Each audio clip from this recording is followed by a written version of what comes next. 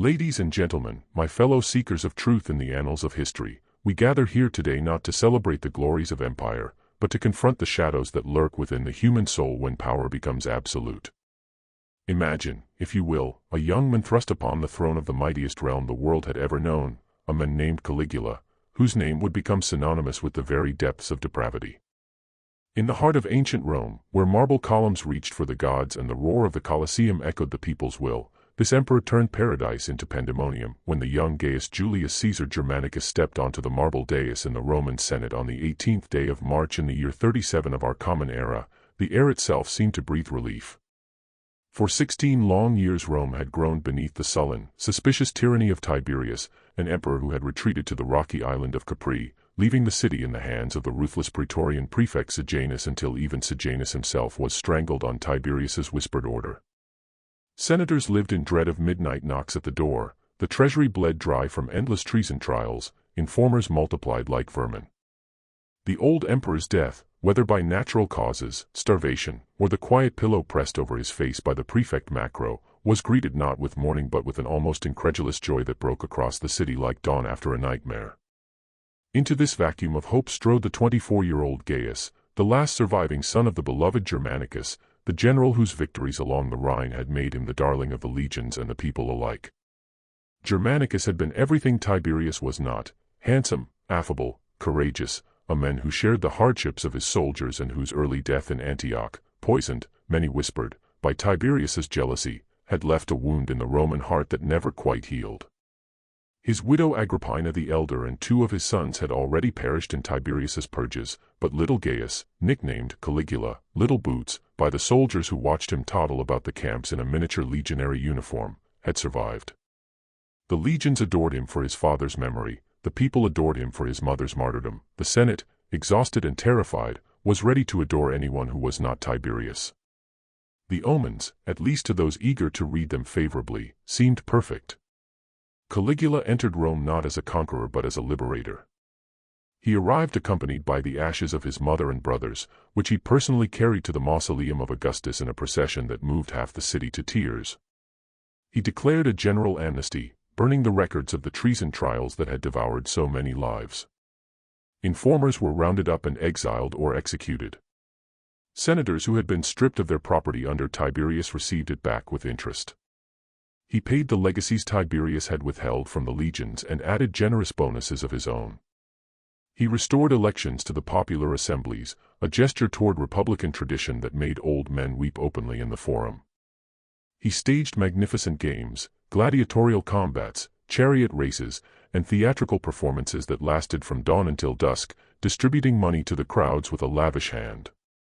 When he fell gravely ill only 7 months into his reign, the entire city held its breath. Young men offered their lives to the gods if only the princeps would recover. When he rose from his sickbed, pale but smiling, the relief was so profound that it felt like a second liberation. Even the Senate, that graveyard of broken ambitions, showered him with honors never before granted to a living man. They voted him the civic crown of oak leaves, traditionally reserved for those who saved the lives of fellow citizens in battle. They granted him perpetual tribunician power, the right to sit between the consuls, the privilege of speaking first in every debate. They offered him the title, Father of the Fatherland, after less than a year on the throne, an honor Augustus had waited decades to accept. Statues of the young emperor sprouted across the city. His profile appeared on coins beside the goddess Roma. Poets compared him to the sun rising after storm. To a Rome that had known only paranoia and penny-pinching austerity, Caligula seemed the very embodiment of youth, generosity, and renewal. The Praetorian Guard, now commanded by the same Macro who may have helped Tiberius into the next world, swore undying loyalty to the new Caesar. The legions on the frontiers sent congratulations and pledges of devotion, remembering the little boy in the miniature cuirass who had once marched at their head beside Germanicus. Even the provincial elites, long accustomed to being squeezed for every sesterce, found tax collectors suddenly courteous and arrears mysteriously forgiven. In the markets and taverns, men spoke openly of a new golden age. Mothers named their newborn sons Gaius. Graffiti appeared on walls proclaiming, Gaius Felix, Gaius the Fortunate, Gaius the Bringer of Happiness. For those first months, perhaps the first year, the enthusiasm was genuine and almost universal. The scars left by Tiberius were still raw, and Caligula's every gesture seemed designed to heal them. He was charming in public, quick to laugh, approachable in a way no emperor had been since the days of Augustus. He mingled with the crowds, remembered names, listened to petitions. He spoke of restoring the majesty of Rome, of completing the projects his great-grandfather Augustus had left unfinished, of making the empire not merely feared but loved. The city that had cowered for a generation straightened its back and dared to hope again. In that brief, shimmering moment before the darkness began to gather, Rome looked upon its new emperor and saw not a tyrant in waiting but a savior. The memory of Germanicus walked beside him like a benevolent shade, and the people, desperate for light after so many years of night, clothed the young man in all the virtues of his martyred father. They could not know, how could they, that the same blood that had produced Germanicus also carried something older, wilder, and far less forgiving. They saw only the smile, the open hand, the promise of better days. They did not yet see the abyss that smiled back from behind his eyes. 7 months after the Senate had voted him every honor a mortal could receive, the young emperor who had entered Rome as the city's salvation collapsed in his bedchamber, seized by a fever so violent that the palace physicians despaired of his life. For weeks Caligula lay between the marble columns of the Palatine, burning, delirious, his body racked by convulsions that left the sheets soaked with sweat. Rumor swept through the city like wildfire. Some said poison, others a judgment of the gods. A few whispered that the strain of absolute power had simply snapped something inside the 25-year-old princeps. Men camped outside the palace gates, offering their own lives to the gods if only Gaius would recover. A young knight publicly vowed to fight as a gladiator should the emperor live. When, against every expectation, Caligula finally opened his eyes and spoke coherently again, Rome erupted in a joy so intense it bordered on hysteria. But the men who rose from that sickbed was not quite the same men who had fallen into it. The change was subtle at first, visible only to those closest to him. The easy laughter came less often, the eyes, once warm and quick to sparkle, now lingered a fraction too long on faces, as though searching for hidden meanings. He complained of headaches that felt like iron spikes driven through his skull. He spoke of vivid dreams in which the shade of Germanicus stood silently accusing him, or in which the ocean itself rose up and addressed him as a god. The physicians prescribed rest, mild sedatives, a reduction in public appearances. Caligula ignored them all. Instead he began to work with a frantic energy, as though time were slipping through his fingers like sand. The first public sign that something had altered came at the games.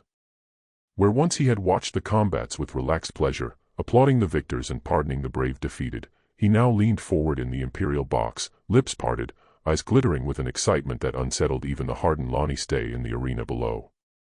When a popular gladiator begged for mercy, Caligula waved the gesture away and demanded the men fight to the death.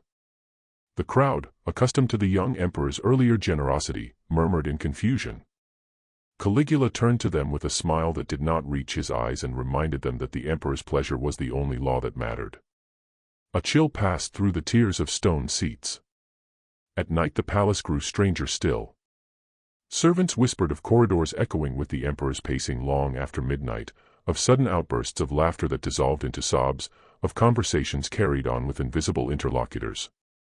He summoned astrologers and demanded to know whether the stars had predicted his illness, whether they had shifted their courses while he lay unconscious. When one Chaldean tentatively suggested that Saturn in the ascendant might indicate a period of trial, Caligula had the men hurled from the Tarpeian rock before dawn.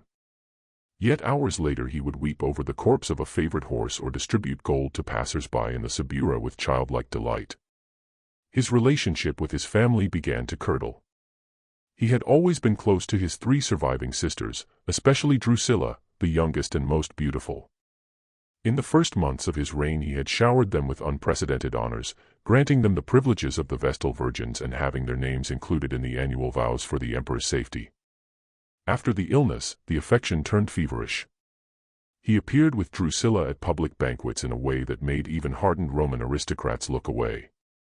Rumors, at first dismissed as malicious gossip, began to circulate that the emperor and his sister were lovers in more than name.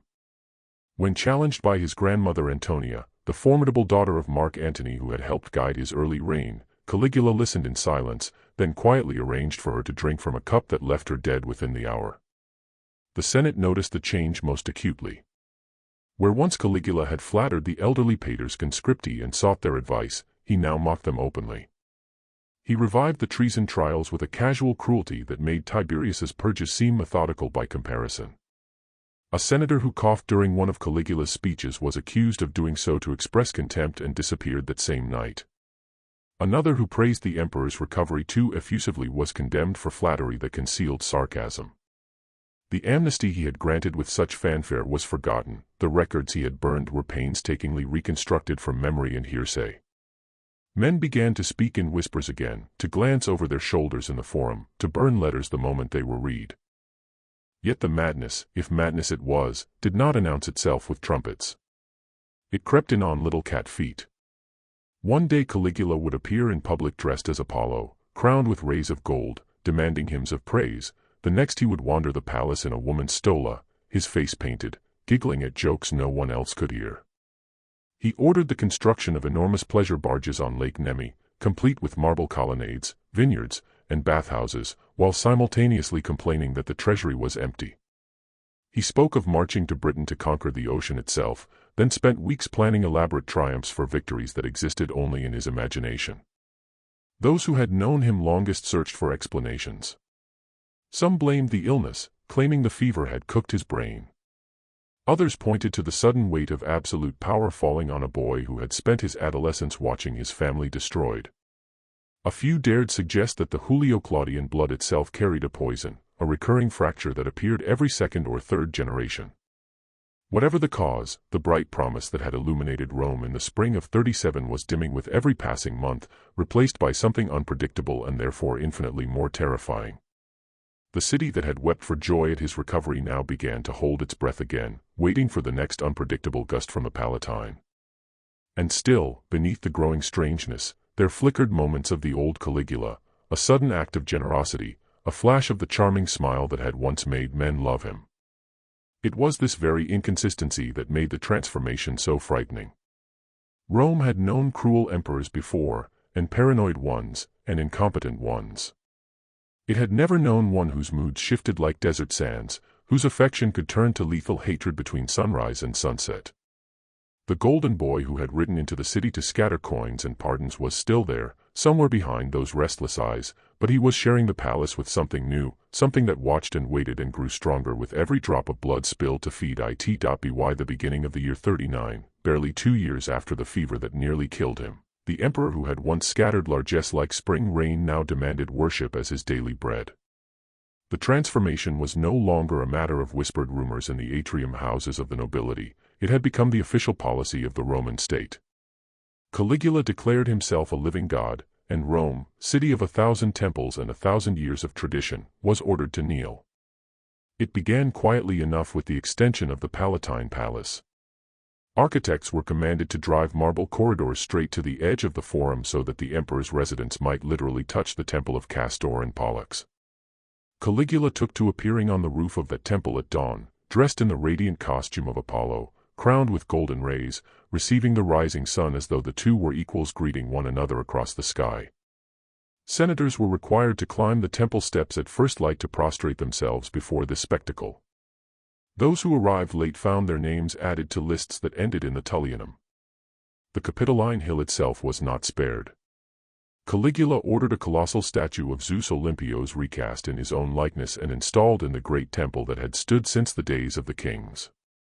When the priests protested that the sacred proportions could not be altered, he had the most senior flamen dragged through the streets behind a chariot until the man's objections were silenced forever. The new golden Caligula Zeus stared down from the Capitoline with the emperor's narrow face and restless eyes, and every citizen passing beneath its shadow was expected to offer incense. Refusal meant immediate execution on the Gemonian steps. But it was in the privacy of the palaces that the true character of his divinity revealed itself. The imperial bedrooms became temples of flesh where the boundaries between mortal desire and divine prerogative dissolved entirely. Caligula summoned the wives of senators to the Palatine under the pretext of state dinners, then paraded them naked before his guests, commenting on their bodies as a farmer might inspect livestock. Those he favored were kept for the night, their husbands were sent home with polite notes of thanks and, often, promotions that tasted like blood in the mouth. One matron, discovering her name inscribed on a list of honored guests, chose suicide with her husband rather than submit. Caligula attended their funeral games and laughed when their young son was thrown to the beasts for impiety. His sisters, once honored as near goddesses themselves, were drawn deeper into the sacred debauchery. Drusilla, the favorite, was openly acknowledged as the emperor's wife in all but name. When she died suddenly in the summer of 38, some said of a fever, others of a botched abortion, Caligula's grief took the form of apotheosis. He declared her a goddess, built her a temple staffed by 20 priests and priestesses, and commanded that women swear oaths by her divine name. Then, as though the loss had broken some final restraint, he turned to the surviving sisters, Agrippina and Livilla, with the same possessive hunger. Banquets became ritualized orgies where the imperial family performed for selected guests, the ancient taboos of incest transfigured into proof of superhuman status. Senators forced to watch developed the fixed smiles of men staring into the abyss. The city itself was remade into an extension of the imperial bedchamber. Caligula constructed pleasure palaces that floated on Lake Nemi, their decks paved with colored marbles, their holds filled with couches and silk. At night these barges glowed with thousands of lamps while flute girls and Syrian dancers performed acts that would have made Messalina blush. He built a brothel in the palace itself, stocking it with the daughters and wives of the aristocracy, charging admission in the form of political favors. The proceeds, he claimed with a straight face, were for the relief of the treasury he had emptied on his pleasures. No distinction was made between sacred and profane. During the festival of Isis he appeared dressed as the goddess herself, complete with moon crown and sistrum, and demanded that the Vestal virgins prostrate themselves before him. When the chief Vestal hesitated for the fraction of a heartbeat, she was accused of breaking her vow of chastity and buried alive in the Campus Celeratus while Caligula watched from a gilded litter, eating figs. The other virgins were given to the Praetorians as a reward. Even the act of love was weaponized. He developed a habit of inviting newlywed couples to dinner, inspecting the bride with deliberate slowness, then ordering the husband to thank him publicly when he took her away for the night. On at least one occasion he returned the woman the next morning with a receipt detailing her performance, as though she were a racehorse being graded for stud. The Roman elite, who had endured Tiberius's cruelty because it was at least predictable, now lived in a world where desire itself had become tyranny. A man could lose his wife because the emperor admired the way she walked. A woman could be compelled to service an entire banquet of guests while her children were held as guarantees of her enthusiasm. The old Stoic virtues, gravitas, dignitas, pietas, were mocked nightly in the palaces on the Palatine. Senators who once debated the fate of provinces now competed to bring the most beautiful youths to the imperial couch, hoping a night's degradation might purchase a morning's survival. Through it all Caligula moved like a man intoxicated by his own omnipotence, laughing at jokes no one else understood, weeping suddenly at the beauty of a moonlit colonnade, declaring that only gods could truly appreciate pleasure because only gods were free from consequence. The city that had once cheered his generosity now learned a new kind of silence, the silence of a bedroom door closing on a scream no one dared acknowledge. Rome, eternal Rome, had become the private playground of a deity who measured his divinity by the number of taboos he could shatter before breakfast. And still the orgies grew more elaborate, the nights longer, the mornings bloodier. The emperor who had once promised a new golden age now promised eternity itself, if only Rome would surrender its last shred of decency to the altar of his insatiable flesh. The first senator to die under the new order was a quiet, elderly man from an old Republican family who had made the mistake of smiling when Caligula announced that he intended to appoint his favorite horse, Incitatus, as consul. The smile lasted only a heartbeat, but it was enough. That same evening the man was dragged from his house on the Celian hill, forced to watch his wife and daughters raped by the Praetorians, then sewn into a sack with a dog, a cock, a viper, and a monkey and thrown into the Tiber. Caligula, informed of the execution while dining, raised his cup and toasted the return of proper respect. From that night forward the killings never really stopped, they simply changed rhythm, like a heartbeat that sometimes races and sometimes slows but never ceases. There were days when the city woke to find the Gemonian steps heaped with fresh corpses, their faces hacked away so that relatives could not identify them for burial. There were weeks when the prisons were emptied in a single afternoon, the condemned marched across the forum in chains while Caligula watched from a balcony, tossing flowers or excrement depending on his mood. The executions were not always swift. Some men were forced to dig their own graves in the Campus Martius, then buried their sons alive beside them before being strangled with their own senatorial togas. Others were sawn in half between planks in the amphitheater while the crowd, ordered to applaud, did so with the mechanical terror of men who knew tomorrow's victim might be themselves. Caligula developed a taste for variety. He revived the ancient punishment of crucifixion along the Appian Way, lining the road with crosses so densely that travelers had to pick their way between dangling bodies. He ordered nets spread beneath the Tarpeian rock so that victims thrown from its height would survive the fall with broken limbs, only to be handed over to professional torturers who worked with knives and hot irons until the screaming stopped. At banquets he would suddenly point to a guest and ask, idly, "How would you like to die?" The chosen man was removed at once, the rest were expected to continue eating while the sounds drifted in from the gardens. The Praetorian Guard, once the protectors of order, became the instrument of chaos. Their prefects changed monthly, each new appointee understanding that survival required surpassing his predecessor in cruelty. They raided houses at random, dragging fathers away in front of their children, returning days later with wagons of confiscated property and stories no one wanted to hear. The city's nights filled with the creak of wagon wheels and the muffled sobbing of widows who had learned to grieve silently so the neighbors would not report them for insufficient loyalty. Entire classes of society were targeted in waves. One month it was the richest equestrians, compelled to leave their fortunes to the emperor in their wills and then encouraged to open their veins at his table. The next it was philosophers, accused of corrupting youth with talk of virtue and republic. Their tongues were cut out and nailed to the rostra in the forum. Caligula strolled past each morning to see if any still twitched. Astrologers, actors, charioteers who lost races, each profession had its season of blood. Even the Vestal Virgins, symbols of Rome's eternal covenant with the gods, were not spared after the chief Vestal's hesitation. 2 more were accused of instum and buried alive while the sacred flame was publicly extinguished and relit from Caligula's own torch. The terror was deliberately capricious. A man could be promoted to the consulship in the morning and executed for wearing the wrong color purple in the afternoon. Caligula revived the maestas trials but stripped them of any pretense of law. Accusation equaled guilt, and guilt was contagious. If a senator was arrested, his friends hurried to denounce him first, hoping to purchase a few more weeks of life. Families turned on one another, sons informed on fathers, wives on husbands, slaves on masters who had treated them kindly for decades. The city became a web of whispered accusations where every conversation was a potential death sentence. Children were not exempt. When a patrician boy of 12 laughed at one of the emperor's theatrical performances, Caligula had the child brought to the palace, forced to watch his parents tortured, then made to strangle them himself with a silk cord. The boy was afterwards kept as a pet, dressed in miniature imperial robes, until he too bored the emperor and vanished. Stories like this circulated in hushed voices, growing more fantastic and more horrifying with each retelling, until no one knew what was real and what was nightmare. The uncertainty itself became a weapon. Men woke each dawn unsure whether the day would end in promotion or disembowelment. Caligula sometimes staged mass executions as public entertainment.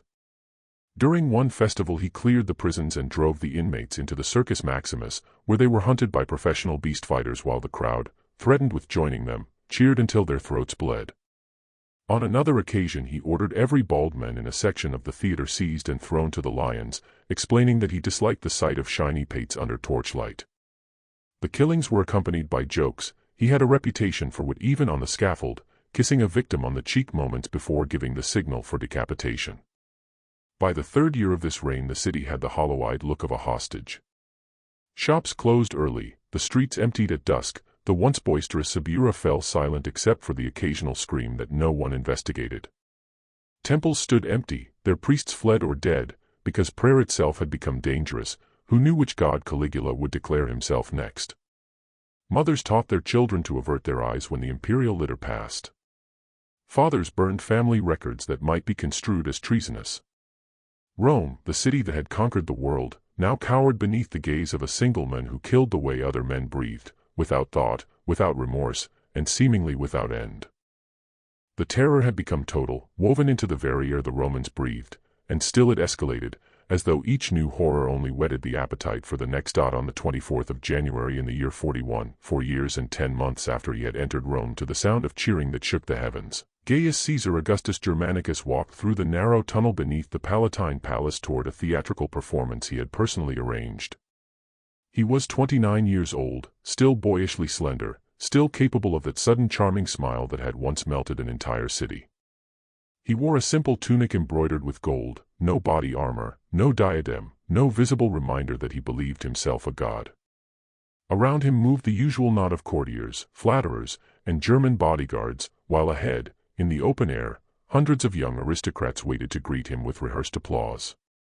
It was an ordinary morning in the Reign of Terror, and no one in the corridor, least of all Caligula himself, expected it to be his last. The first blade came from behind, driven upward beneath the jaw by Cassius, a tribune of the Praetorian Guard whose high voice Caligula had mocked for years with obscene gestures. The emperor staggered, blood pouring from his mouth, and tried to run. 30 more daggers found him before he reached the sunlight. When it was finished, his body lay crumpled like a discarded puppet, one sandal missing, the embroidered tunic soaked crimson. The Germans of the guard, hearing the commotion too late, burst in and killed several senators at random before being restrained. By the time the litter-bearers arrived, the men who had made Rome tremble was only cooling meat. The Senate, that broken assembly which had spent 4 years learning to grovel, suddenly rediscovered its republican vocabulary. Emergency sessions were called. Voices that had not dared speak above a whisper for years now shouted about restoring the republic, abolishing the principate, trying the surviving members of the imperial family for crimes against liberty. Messengers were dispatched to the Praetorian camp with promises of freedom and donatives. But the guard, however, had different ideas. While the senators debated in the temple of Jupiter, the soldiers prowled the palace, searching for someone, anyone, to place on the throne that paid their wages. In a curtained alcove they found a trembling, middle-aged man with a limp trying to hide behind a tapestry, Claudius, Caligula's uncle, the laughingstock of the family whom everyone had dismissed as a stuttering fool. They hailed him as emperor on the spot, carried him to the camp on their shields, and informed the Senate that the republic's restoration would have to wait. Rome exhaled, but the breath came out was ragged and stained with blood. The city that had cheered Caligula's arrival now watched in stunned silence as his statues were toppled, his name chipped from inscriptions, his acts of state declared void. The golden likeness of Caligula Zeus was melted down on the Capitoline, the coins bearing his profile were recalled and restruck. Senators who had prostituted their wives and daughters to him now vied to deliver the most scathing funeral orations against his memory. The pleasure barges on Lake Nemi were scuttled, the brothel wing of the palace was purified with sulfur and hastily walled up. It was as though the entire empire conspired to forget that it had once knelt and called a madman god. Yet forgetting proved impossible. The scars were too deep. Families that had lost sons, daughters, fortunes, dignity, could not unsee the nights of terror. Veterans who had watched comrades crucified for a misplaced joke could not unhear the screams. The treasury was empty, the provinces exhausted, the Senate a nest of informers who now informed on one another out of habit. When Claudius, anxious to distance himself from his nephew, ordered an official Damnatio Memoriae, the decree was unnecessary. Rome had already damned Caligula in its marrow. His very name became a curse whispered to frightened children. Mothers told them that if they lied, Caligula would come in the night with his horse Consul and carry them away. Centuries later, long after the empire itself had crumbled, the story refused to die. Suetonius wrote it down with horrified fascination. Dio Cassius retold it with the grim satisfaction of a moralist. Seneca, who had survived the reign by a hair's breadth, used Caligula as a living, or rather, freshly dead, proof that absolute power dissolves the soul. Medieval monks copied the manuscripts with trembling hands, half convinced the emperor had been Antichrist in the flesh.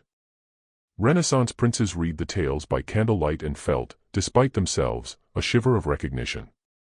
Modern tyrants, when their own courtiers compared them to Caligula, pretended outrage while secretly studying the chapters on how to inspire terror through unpredictability. The cautionary tale calcified into archetype.